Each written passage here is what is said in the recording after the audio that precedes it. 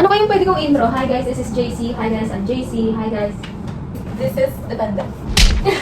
This is so alarming.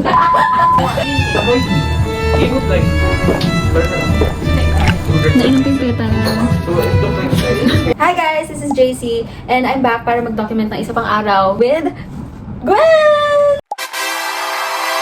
Kasi mahilig kami ni Gwen mag-cafe. So naghanap kami sa TikTok, like, anong pa pwedeng puntahang cafe sa Makati? Nakita namin ay Saglit Cafe. Saglit by Flower Ranch. Thank you Cafe. So this will be a part of a series na trying cafes in Makati. Woo! Part 1. But before that, outfit check muna. Let's go! Hey gosh, wait.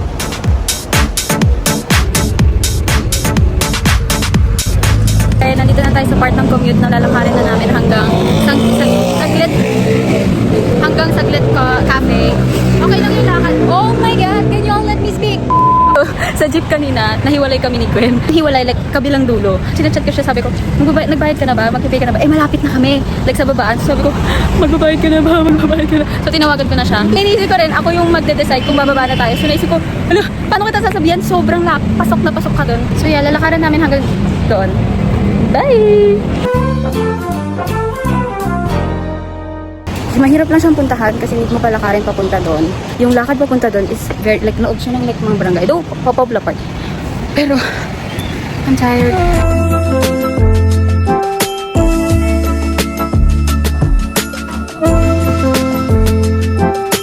First time namin bumili ng flowers. We got flowers. Is matcha latte. Got rose tea.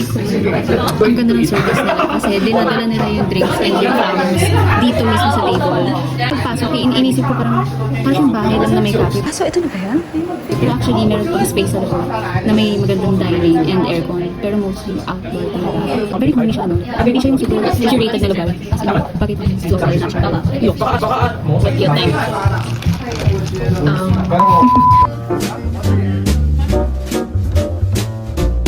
Matcha ko, masarap. But I'm going to oat milk. Tapos medyo lasa ng milk siya. Which is maraming matcha na overpower ng oat milk. But I don't mind naman. Okay lang. Tastes like tea and very floral. I usually don't like tea. But this one, I can drink it. Sobrang funny. Like, ikaw, like ako. Ako naman. Tapos ikaw, very floral. I also don't like matcha. Oh, yeah. Nainom ko yung peta. To be honest with you all, kasi ang tubig for you, literal floral na tubig. Ang tagal na namin nagpa-picture, so feel ko na water down na itong dalawa. For the drinks, baka di ako babalik, pero for the vibes and the flowers, yes. Experience, ang cute niya. So, anong rate mo sa saglit? 8 out of 10. Oh! Yeah, 7, 8 out of 10. Kasi yung drinks, hindi. Yeah, oh, pero ang unti lang din ang selection ng drinks at food, so wala ka talagang mababalikan na parang makakonsume. Okay, time to enjoy.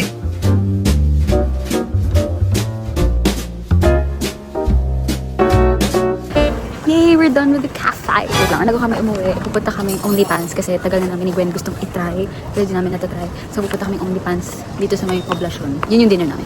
Dala namin to habang nag-walk sa night streets ng Pobla.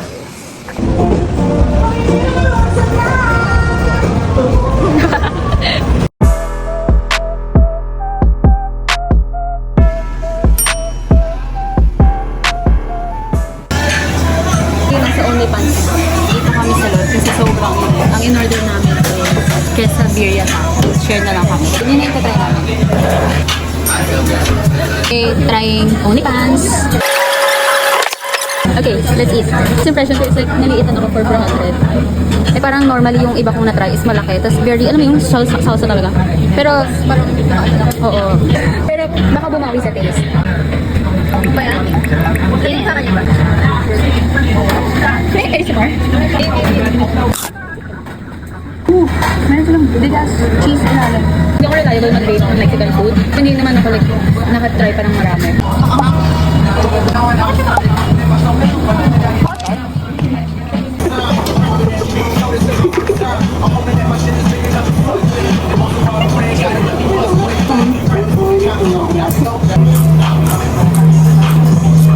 Finish! Sarap naman siya. Like ng puno. Saka ang dami ng cheese. Kasama ng milk and cheese. Pero matigas na sa bibig tayo. I think, worth it naman. Siguro kung 300, mas worth it. Hindi, hindi ko mahal na rin talaga. Let's go. Nung pauwi namin, nadaan kami yung photo booth. Yehey! So, nag-take kami. And sobrang cute. Meron pa silang phone stand para makapag-video habang nagpo-post. Tapos, very vintage yung background ng filter. Ganito yung tsura. Hey! Very girlhood. Now we're going home to Jollibee. To Jollibee.